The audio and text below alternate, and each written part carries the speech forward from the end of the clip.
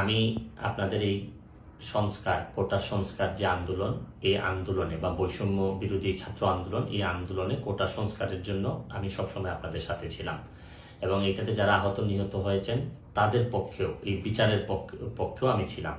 কিন্তু আমার ব্যর্থতা হচ্ছে কি, আমি আপনাদেরকে বুঝাইতে পারি নাই। এটার জন্য আমি সম্পূর্ণ ব্যর্থ হয়েছি এবং আমি এই ব্যর্থ হওয়ার জন্য আমার যারা ফলোয়ার আছেন, যারা আমাকে নিয়ে প্রত্যাশা করেছেন, সবার কাছে আমি দুঃখ প্রকাশ করতেছি। আমি আপনাদেরকে আরেকটি কথা বলতে চাই। এখন যে কাঠামোগত সংস্কার আপনারা চাচ্ছেন, দেখেন এই সংস্কারের জন্য আমি বহু বছর আগে থেকেই কাজ করে যাচ্ছি। আপনারা দেখেন এই দুর্নীতির বিরুদ্ধে যুদ্ধ গত 15 বছরে আপনারা যে 2-3 জন মানুষ দুর্নীতির বিরুদ্ধে সোচ্চার ছিলেন, এর মধ্যে হয়তো আমাকে একজন আপনারা পাবেন। আপনারা জানেন যে আমি এস আলমের বিরুদ্ধে নিজে বাদী হয়ে মামলা করছি টাকা পাচারের জন্য। আপনারা জানেন যে আওয়ামী লীগের বর্তমান কমিটির যিনি প্রচার সম্পাদক